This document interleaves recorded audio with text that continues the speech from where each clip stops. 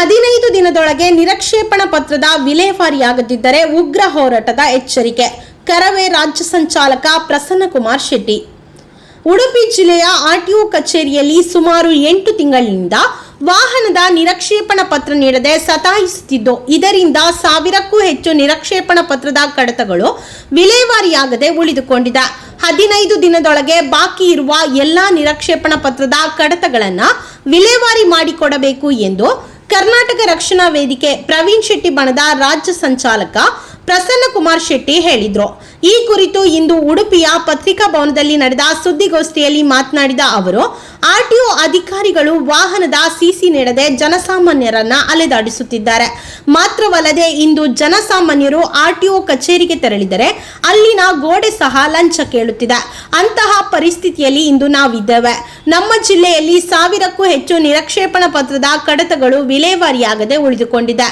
ಕೂಡಲೇ ಸರ್ಕಾರ, ಜಿಲ್ಲಾಡಳಿತ, ಉಡುಪಿಯ ಶಾಸಕರು ಹಾಗೂ ಸಂಬಂಧಪಟ್ಟ ಇಲಾಖೆಗಳು ಈ ಸಮಸ್ಯೆಯನ್ನ ಬಗೆಹರಿಸಬೇಕು.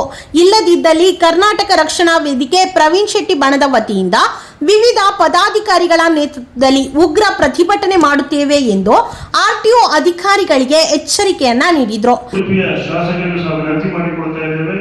ಅಲ್ಲಿನ ಜನರಿಗೆ ಏನ್ ತೊಂದರೆ ಆಗ್ತದೆ, ನಮ್ಮ ಡ್ರೈವಿಂಗ್ ಲೈಸೆನ್ಸ್ ಅಥವಾ ಇನ್ನಿತರ ಸಿಸಿ ಇದು ತಗೊಳ್ಳೋದಕ್ಕೆ ತಕ್ಷಣ ಪರಿಹಾರ ಆಗಬೇಕು. ಆ ದಿಸೆಯಲ್ಲಿ ನಾವು ಒತ್ತಾಯವನ್ನು ಮಾಡ್ತಾ ಇದ್ದೇವೆ. ಈ ಸಂದರ್ಭದಲ್ಲಿ ಮುಖೇನ ತಕ್ಷಣದಿಂದ ಸಮಸ್ಯೆ ಬಗೆಹರಿಸಿ, ಇಲ್ಲದೆ ಆದಲ್ಲಿ 1 ತಿಂಗಳ ಕಾಲಾವಕಾಶವನ್ನು ಕೊಡ್ತಾ ಇದ್ದೇವೆ.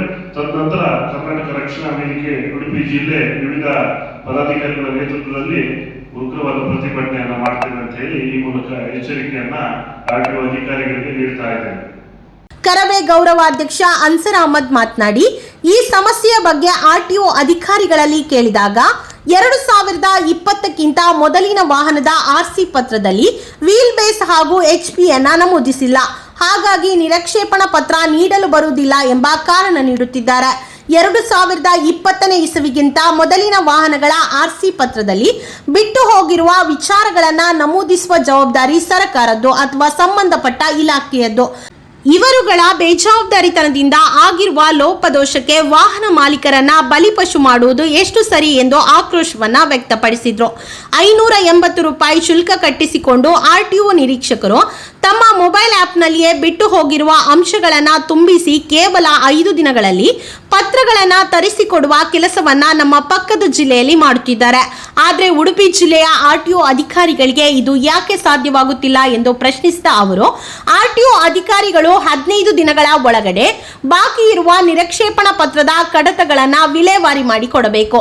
ಇಲ್ಲದಿದ್ದರೆ ಆರ್ಟಿಒ ಕಚೇರಿಯ ಮುಂದೆ ಅನಿರ್ದಿಷ್ಟಾವಧಿ ಹೋರಾಟ ನಡೆಸುತ್ತೇವೆ ಎಂದರು. ಸುದ್ದಿಗೋಷ್ಠಿಯಲ್ಲಿ ಕರವೇ ಮಹಿಳಾ ಜಿಲ್ಲಾಧ್ಯಕ್ಷೆ ಜ್ಯೋತಿ ಸೇರಿಗಾರ್ತಿ, ಉಪಾಧ್ಯಕ್ಷರಾದ ಸೈಯದ್ ನಿಜಾಮ, ಸುಧೀರ್ ಪೂಜಾರಿ, ಉಡುಪಿ ತಾಲೂಕು ಅಧ್ಯಕ್ಷ ಸತೀಶ್ ಸನಿಲ್ ಮೊದಲಾದವರು ಉಪಸ್ಥಿತರಿದ್ದರು. 80 ರೂಪಾಯಿಯನ್ನು ಕಟ್ಟಿಸಿಕೊಂಡು ಕೂಡಲೇ ಸಾವಿರಾರು ಕಡತಗಳು ಈಗಲೇ ಬಾಕಿ ಉಳಿದಿದೆ. ಆ ಎಲ್ಲವನ್ನು 15 ದಿನದ ಒಳಗೆ ಅದನ್ನು ಸರಿ ಮಾಡಿಕೊಡ್ಬೇಕು. ಇಲ್ಲ ಸರಿ ಮಾಡಿಕೊಡ್ಲಿಲ್ಲ ನನ್ನ ಪಕ್ಷದಲ್ಲಿ ಕರ್ನಾಟಕ ರಕ್ಷಣಾ ವೇದಿಕೆ ವತಿಯಿಂದ ಆರ್ಟಿಒ ಇಲಾಖೆಯ ಆವರಣದಲ್ಲಿ ಟೆಂಟ್ ಹಾಕೊಂಡು ಅನಿರ್ದಿಷ್ಟಾವಧಿ ಹೋರಾಟವನ್ನು ಮಾಡುವಂಥದ್ದು ನಮಗೆ ಅನಿವಾರ್ಯ ಅಂತ ನಾನು ಈ ಸಂದರ್ಭದಲ್ಲಿ ಹೇಳಲಿಕ್ಕೆ ಇಷ್ಟಪಡ್ತೇನೆ.